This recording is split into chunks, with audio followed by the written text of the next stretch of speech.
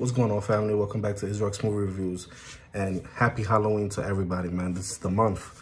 This is the month where everybody's going to be going crazy because we got so much in store when it comes to the horror genre, and I'm really looking forward to it.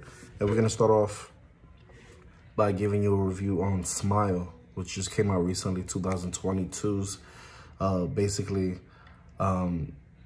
surprise. You know, this movie I went into with no expectations. I barely saw a trailer, and I think from here on, I think that's basically the way I'm gonna be seeing films from here on. Because when you go without seeing the trailer, trust me, it's a way better experience. I basically saw maybe 10 to 15 seconds of this trailer, and I said, you know what, let me pass this because it looks good. I don't like the trailer nowadays, gives the whole movie away. So I said, you know what, let me go in this with slightly nothing in mind. Let me just go in here and try to have a good time if it was worth the time. And believe it or not, the movie was. I gave this movie a thumbs up. It's a very well-made horror film, generic in a lot of ways, but at the same time, very refreshing. This movie, throughout the film, man, it has so many jump scares, at least 20. And it's very uneasy. And basically, I'm gonna give you a summary of the movie. This movie has a lot to do with trauma, and it exploits it like no other movie before it. You know, it's hard to shake a film like this because, you know, you get a lot of feelings that are uneasy, right, to the human body, to the human mind. It's grim, very suspenseful, very foggy with the cinematography, and I love that to the core. But at the core of this film and the plot, the idea is when trauma is passed from person to person, it would actually consume you. And I thought that was great. With that in mind, the director of this film, Parker Finn, he plays on that idea. And I think he plays it to the best of his capability. You know, most of the people who suffer in this movie through awful events occurred in their life where their past comes back to consume them. And these people don't particularly confront these issues, so obviously they go through a journey. And you have Sosie Bacon, who plays Dr. Rose Cotter.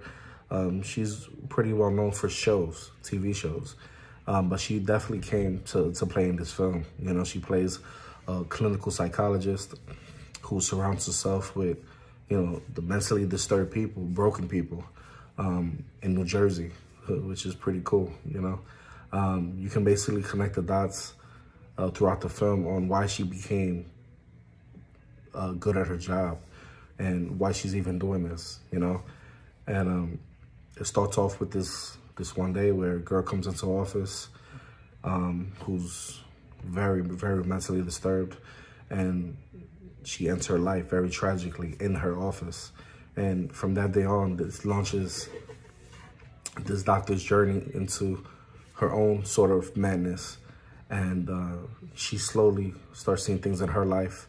She becomes haunted by voices of her past. You know, whatever it knows is what gets to them. Her greatest pains, this entity exploits it. The mystery isn't completely satisfying to solve throughout the film, but you get these constant moments of many jump scares that are very satisfactory, and they definitely make you feel on the edge.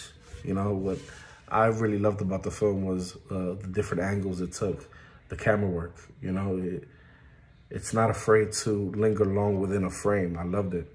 And it plays, this movie plays kind of like a 70s film, 80s film in a way. You know, this isn't your typical, this isn't a slasher gory flick, but it definitely has its moments that'll make you kind of squirm at times. It's really a psychological mindfuck at the end of the day. The resolution, like I told you, I think a lot of people are gonna have issues with it. But while watching this movie, one of the top things you're gonna notice and think about is mental illness. This movie definitely gives mental illness a run for its money. Like, if, you know, they don't jam it down your throat, but they do explain certain things about how mental illness can definitely affect you in many ways and also affect others along the way. And how ironic, right? Because when I saw this movie, man, I couldn't stop smiling. Hence the name Smile. And I couldn't stop smiling because of the filmmaking that was on display. I thought it was a masterclass in editing and directing. I felt like the directing in this movie was top notch. I think Finn definitely hit all the technical aspects, which are basically very pristine. The sound design was on point. The musical score, I think, enhanced many of the scenes. It enhances the mood of the story, the plot. Even something as simple as these transition shots that take you into another scene are completely remarkable. They're very stunning. It's visually just a delight to see. You know, they were very elite. And on top of that, you know, I've seen thousands, I think thousands literally, of horror films from the time, from younger to now. And at points, this movie paranoids you. And it's crazy, it paranoids you, because when I was in the theater, you would look around and you don't really see much people really wandering off, right? People were really focused on this. And I thought that was very unique because, you know, I just couldn't, you know, sometimes grasp certain things that were going on. I would look to a corner. I swear to God, I'm a grown man. And I would see like shadows. I thought I was bugging, but the movie really gets you like that. It gives you a combination of, damn, this movie's genius, but at the same time, it's disturbing in many ways.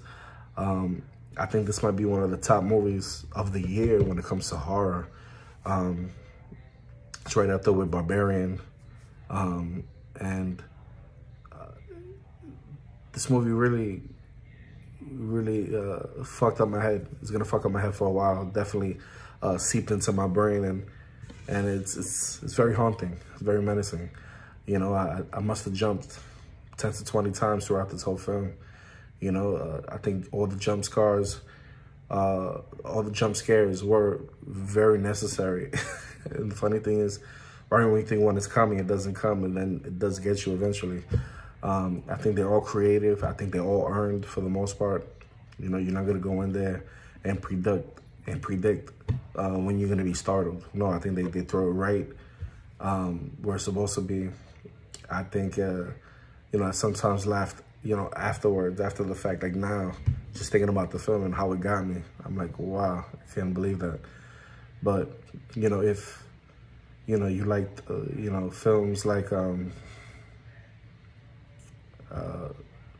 basically, this movie was definitely a combination of different films. It's hard to say because you have a little bit of The Conjuring in this film. I feel like you have a little bit of It Follows. And the storyline is a mixed and healthy bag of both in many ways. You know, the writing, I think, was outstanding. And the upbringing of the level of the elevability, I can't even find the word, but the writing and the subplots and the dynamics of the character's upbringing and her acting, I think were done very sensibly and very just. I think, you know, there's scenes in this movie where they execute it so damn good. You know what I mean? There's a birthday scene in the film that cracked me up.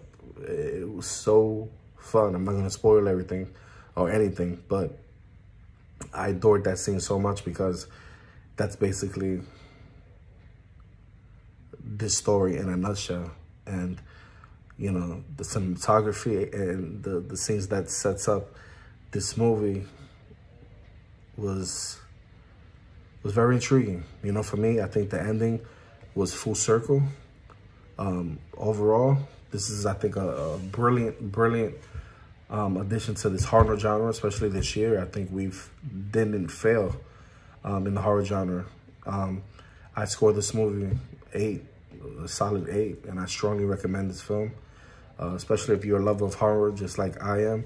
This movie is gonna have all The gore isn't gonna have all the blood and stuff like that that you expect in a horror film, but I think, you know, Sosie Bacon was, I think, perfectly cast, you know, never off the screen, and the camera work up close and personal. This horror role was very nuanced, and I think it needed somebody like her without spoiling the movie. This movie was scary as fuck for the most part. The intro scene is perfect. Why? Because it immediately gives us that need into the context of the film. And I feel like this is something you definitely can't miss. So definitely go check it out. Give this movie 8 out of 10. And you let me know what you thought in the Discord. All right?